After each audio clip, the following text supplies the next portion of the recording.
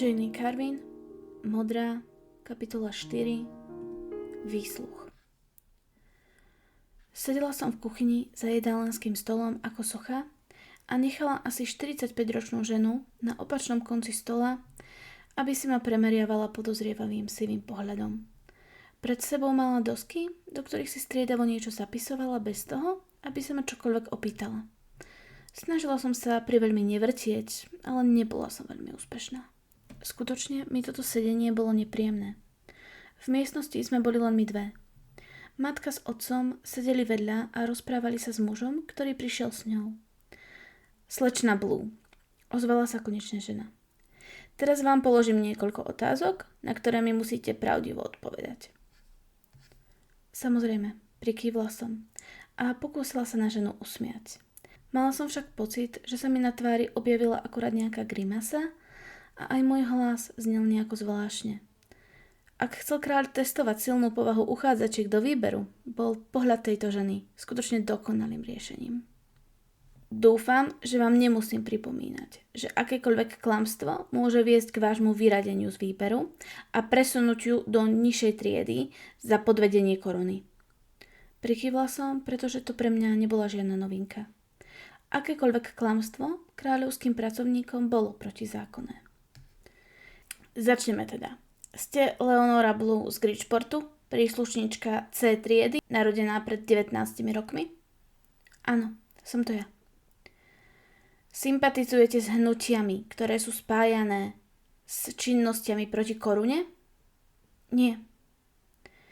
Existujú nejaké okolnosti, ktoré by vám zabraňovali zúčastniť sa výberu? Nie, o žiadnych neviem. Máte, alebo ste mali za posledný rok nejaký romantický vzťah? Nie. Žena si ma pozorne premerala. Snažila som sa ostať pokojná. S nikým som sa kvôli účasti vo výbere nerozišla, ani v čase prihlášok, ani pred losovaním a ani po ňom. Mali ste v minulosti nejaký vzťah, ktorý by mohol komplikovať vašu účasť vo výbere, či byť hrozbou pre kráľovskú rodinu? Nie. Zavrtela som hlavou a v duchu mi trhlo kutikmi úst. Môj bývalý priateľ mi síce bude robiť vo výbere nepochybne problémy, ale silno som pochybovala, že žena mala na mysli tento druh problémov. Mali ste intimný styk? Opýtala sa žena chladným hlasom. Trhlo mnou a vo vnútri ma zachvátila panika. Sakra. Ako to, že ma nenapadlo, že sa ma na toto spýtajú? Čo mám odpovedať? V Malane síce nebol nemanželský sex priamo nelegálny, ale rozhodne sa o tom nehovorilo verejne. Nemanželský sex síce zákon toleroval, ale nemanželské deti už nie. Ak žena otehotnela a mala dieťa slobodná, zákon ju aj dieťa automaticky degradoval do F triedy. Väčšinou sa takejto ženy zriekla aj rodina, pretože to nemanželské dieťa bolo pre ňu ponížením. Občas sa stalo, že sa rodina ženy a dieťaťa nezriekla. V takých prípadoch dieťa a žena väčšinou skončili v E triede. Rodičia či súrodenci tejto ženy síce degradovaní neboli, ale spravidla prestali byť pozývaní medzi ľudí svojej triedy. Proste hanbu niesla celá rodina. Práve kvôli týmto následkom bol nemanželský sex v Malane tabu. Aj keď nebol priamo zakázaný. V nižších triedách sa to ešte ako tak tolerovalo, ale vyššie triedy si na toto potrpeli až nezdravo. Ak sa prevalilo, že žena alebo aj muž už majú za sebou túto skúsenosť, bolo takmer vylúčené, aby si vo svojej triede našli manžela či manželku. Čo som počula, tak páry si nemali problém toto pochybenie z mladosti odpustiť, ale ak sa to dostalo do uší rodičov, tak len málo ktorá dvojica ten tlak ustála. Žena oproti mne si niečo zapísala do svojich poznámok. Škrabot pera o papier ma priviedol späť do reality. Sakra. Príliš dlho som premýšľala. Začala som jej byť podozrivá. Čo mi prezradil jej pohľad. Ak by som povedala áno, pravdepodobne by sa to prevalilo a dozvedeli sa to moji rodičia. To im nemôžem urobiť. Naviac by sa žena začala viac vypytovať a ja som na jej otázky skutočne nechcela odpovedať. Ak poviem nie, tak riskujem obvinenie z klamstva. Teda z klamstva ako klamstva. Ak sa to prevalí, možno budem schopná sa obhájiť. Ak by niekto vôbec moju obhajobu počúval, tak či tak by to bol škandál. Nie, o taký škandál by tu nikto nestal. Ututlalo by sa to. Nikto by sa to nedozvedel, žiaden škandál by nevznikol a moji rodičia by sa nič nedozvedeli. Dobre, ale ak poviem nie, prečo som tak dlho váhala?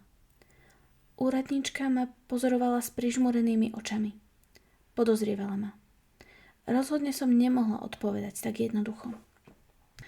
No, začala som a sklopila zrak, aby som pôsobila nervózne. Pred pár rokmi som mala vzťah a prišlo aj na nejaké intimnosti, ale nie priamo k styku, to nie. Druhú vetu som dodala rýchlo a zdvihla k nej nervózne pohľad. Žena sa na mňa dlho zahľadila a potom si do papierov niečo zapísala. Ste s tou osobou stále v kontakte? Žena pri svojej otázke nadvihla obočie. Nie, už je to niekoľko rokov, odpovedala som. Nasledovala miliarda ďalších otázok o tom, kam som chodila do školy, s kým sa stretávam, aké mám koníčky. Skutočne to bol dlhý zoznam otázok a pri niektorých som sa začala červenať, pretože boli ešte intímnejšie než otázka o sexe. Pol hodina tohto rozhovoru mi pripadala ako niekoľko hodín. Potom konečne žena odložila pero. To boli všetky otázky, aspoň pre túto chvíľu. Teraz vám vysvetlím niektoré záležitosti výberu. Výber je súčasť medzi mladými, slobodnými ženami o to, ktorá sa stane manželkou nášho korunného princa a zároveň princeznou, budúcou kráľovnou Maleny. Na túto úlohu sa budete počas výberu pripravovať. Ste v C triede, do ktorej postúpili aj ostatné účastníčky výberu, ktoré boli doteraz v nižšej triede. Ale na to, aby ste mohli byť členkou kráľovskej rodiny, to nestačí. O vašej účasti vo výbere rozhoduje len a len korunný princ. Kráľ, kráľovná, princezná a ani iná účastníčka výberu vás nemôžu z výberu vylúčiť. Ak však vaše konanie nebude niekomu vyhovovať, buďte si istá, že sa to princ dozvie. Kráľ a kráľovná sa netajia tým, že voči účastníčkám výberu budú prísni. Hlavne pokiaľ ide o ich schopnosti a správanie. Je len vo vašom záujme, aby ste všetky úlohy zvládli čo najlepšie a snažili sa naučiť novému životu. Samozrejme, vašou prioritou by mal byť princ, s ktorým sa snažíte si vybudovať vzťah. Na priame otázky kráľa či kráľovnej musíte odpovedať pravdivo. Klamstvo môže a aj bude potrestané. Nech už budete mať s princom akokoľvek blízky vzťah. Nesmiete zabudnúť, kde je vaše miesto. Nie ste členkou kráľovskej rodiny a musíte sa k nej správať s patričnou úctou a rešpektom. Je vám všetko jasné? Áno, prikyvla som bez dlhšieho váhania či zamýšľania sa nad významom ženiných slov. Výborne. O 2 hodiny odchádzame na hrad, takže budete mať čas sa aj pobaliť. Nemusíte si brať zbytočne veľa vecí, postačia len osobné veci. Oblečenie, lieky, kozmetiku či šperky dostanete priamo na zámku. Tie, čo vlastnite, sú teraz pravdepodobne aj tak na stretnutia s kráľovskou rodinou nevhodné. Príchod na kráľovský zámok je očakávaný dnes podvečer. I hneď po príchode musíte absolvovať stretnutie s krajčírkou, ktorá vám odoberie miery na nové šaty. Oblečenie, ktoré budete už mať, vám upraví vaša komorná. Komorná je vaša osobná slúžka, ktorej úlohou je vám pomáhať s úpravou vašich odevov či líčením.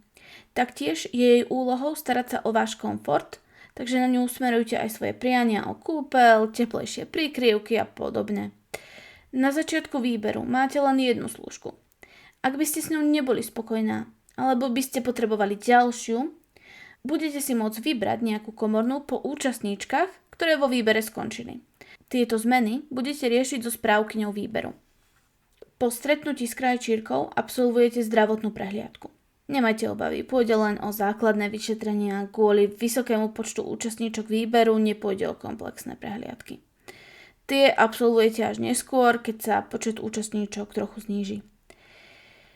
Dnes budete večerať na izbe. S kráľovskou rodinou a ostatnými účastníčkami sa stretnete až zajtra. Všetky ďalšie informácie dostanete priamo v paláci. Máte nejaké otázky teraz? Nehovorili v televízii, alebo nie je zvykom, že sa jeho výsosťou stretneme až o pár dní? Mal som pocit, že niečo také ráno hovoril otec. Zajtra prebehne oficiálne predstavenie. Samotné tempo určuje len jeho výsosť. Je možné, že vám nechá niekoľko dní na aklimatizáciu v paláci, ale nemusí to urobiť. Oznámenie v televízii bolo smerované na stretnutie s ostatnými členmi kráľovskej rodiny. S tými sa stretnete, až sa naučíte základné veci, čo potrebujete vedieť, aby ste mali aspoň šancu ich svojím chovaním nepohoršiť. A na nejaké zvyklosti zabudnite. Je to čisto vôľa princa. Nemohla som sa s ňou hádať, keďže som oznámenie v televízii nevidela. Alebo bolo tam vôbec? Mohol si to otec nejako zle vysvetliť? Teoreticky áno, ale že by sa mýlil až takto? Alebo si len princ niečo na poslednú chvíľu rozmyslel? Tá druhá možnosť sa mi však zdala pravdepodobnejšia. Rozumiem. V poriadku. Od zajtra bude mať váš deň presne stanovený harmonogram. Vaša komorná ho vždy bude vedieť naspamäť, takže vždy sa jej môžete opýtať, čo od vás v ten deň očakáva. Bolo by tiež vhodné, aby ste jej oznamovali svoje plánované stretnutia s princom. Samozrejme, nie ste povinná to robiť. Naopak, ste povinná chodiť na hodiny so správkňou výberu, zvyšok vášho programu je na vašej dobrovoľnosti. Ale ak sa rozhodnete niečo z programu vynechať, musí vás ospravedlniť jeho výsosť. Ak to mám povedať otvorene, váš program je povinný, pokiaľ vás o jeho zmenu nepožiada priamo jeho výsosť. To je z mojej strany všetko. Ak nemáte žiadne otázky, podpíšte sa mi tu a môžete sa ísť pobaliť. Rýchlo som sa žene podpísala na požadované miesta. Ani som sa neobťažovala čítať, čo vlastne podpisujem. Tak veľmi som sa chcela dostať od nej preč. Vstala som zo stoličky a pokojnou chôdzou opustila miestnosť. Vo vnútri som sa však klepala ako mladé srnky. Toto už nebola zábava. Prepadala som sa hlbšie a hlbšie do nočnej mory. Dostávala som sa späť do sveta, z ktorého som pred rokmi s radosťou utiekla a prestávalo sa mi to páčiť.